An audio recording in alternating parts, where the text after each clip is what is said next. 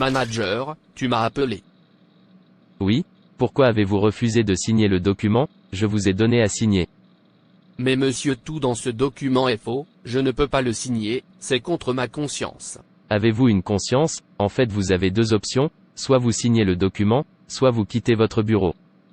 Monsieur, je suis un enfant de Dieu, je dois garder le commandement de Dieu, et ma Bible condamne le vol et la corruption. Jésus a donné des promesses claires de grands avantages à ceux qui gardent ses commandements, comme il est écrit, Jean 14 verset 23, Jésus a répondu et a dit à lui, si un homme m'aime, il gardera mes paroles, et mon Père l'aimera, et fera notre demeure avec lui. Et ces commandements incluent, l'absence de compromis, avec le prince de ce monde, la communion avec Dieu, la manifestation de sa présence, l'illumination de l'esprit, la paix constante dans un monde d'agitation, l'absence de peur, la joie illimitée et la béatitude éternelle avec Dieu, et surtout, aimer Dieu de tout notre cœur. Donc monsieur, suis pour Jésus, je lui obéirai jusqu'au bout.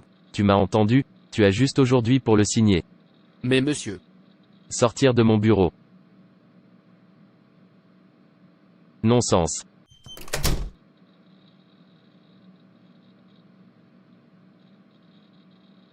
Merci Jésus.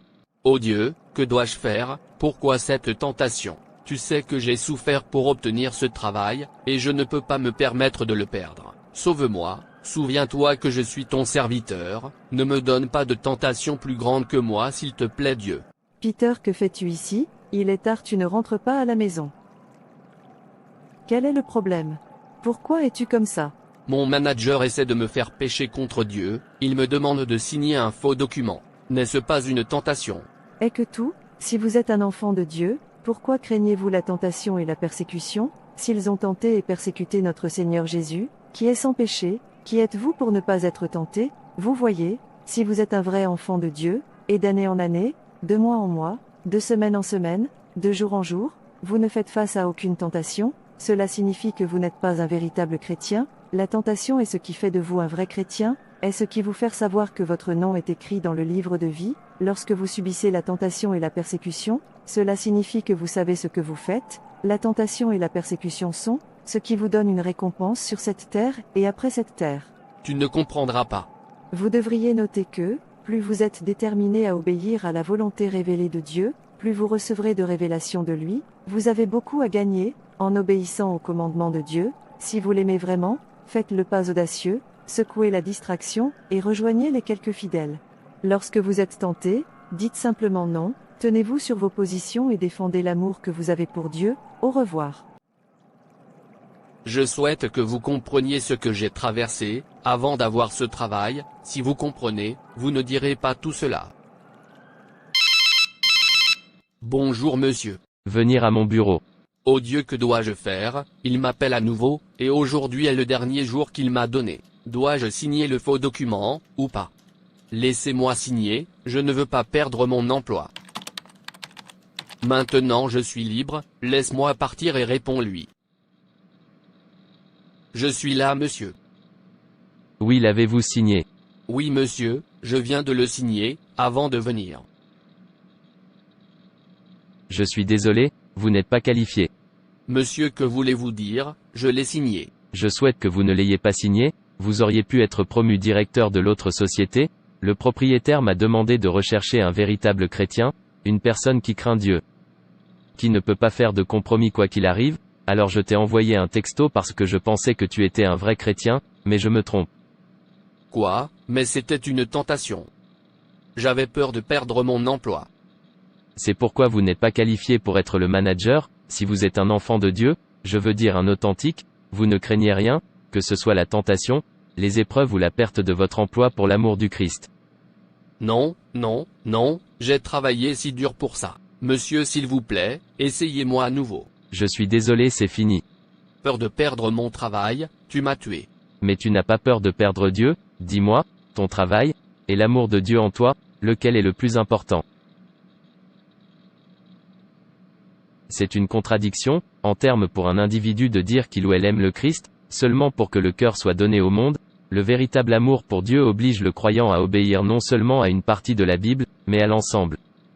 Pour ces croyants, le commandement du Christ à travers la Bible régit leurs actions, leurs goûts, leurs relations, leurs possessions, leur mode de vie, leurs conversations, etc. En effet, la parole de Dieu contrôle tous les domaines de leur vie, y compris où ils vont. Ce qu'ils regardent, où ils travaillent et ce qu'ils définissent comme priorité dans la vie, ils seront, sans excuse, prêts à dire non, aux suggestions, tentations, pressions, persuasions et menaces, qui vont à l'encontre de la parole du Christ. Parce qu'ils le chérissent comme Seigneur, ils ne se soucieront pas du coût, ils doivent payer, la perte qu'ils peuvent subir, ainsi que la honte, qu'ils doivent supporter à cause de son nom, ces vrais enfants de Dieu. Apprendre à être un véritable enfant de Dieu, qui se tiendra toujours debout pour le défendre quoi qu'il arrive. Tu peux maintenant partir. J'ai prétendu aimer Dieu, mais je n'ai jamais défendu mon amour pour lui. Quel genre de chrétien je suis?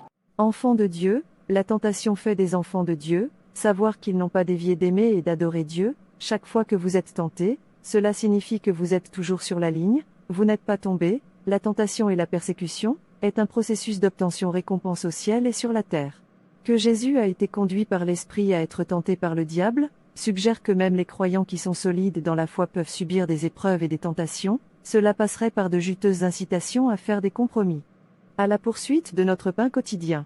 Matthieu 4 verset 3, par des offres de renommée et d'influence mondaine, Matthieu 4 verset 6, et par des suggestions pour les chrétiens de participer à des concours imprudents, avec des incroyants pour une reconnaissance personnelle, qui n'honorent pas Dieu, Matthieu 4 verset 6, Jésus le mot personnifié, a brandi l'épée de l'esprit, ou la parole efficacement, pour vaincre Satan, Jean 1 verset 1 à 14, Ecclésiaste 6 verset 17.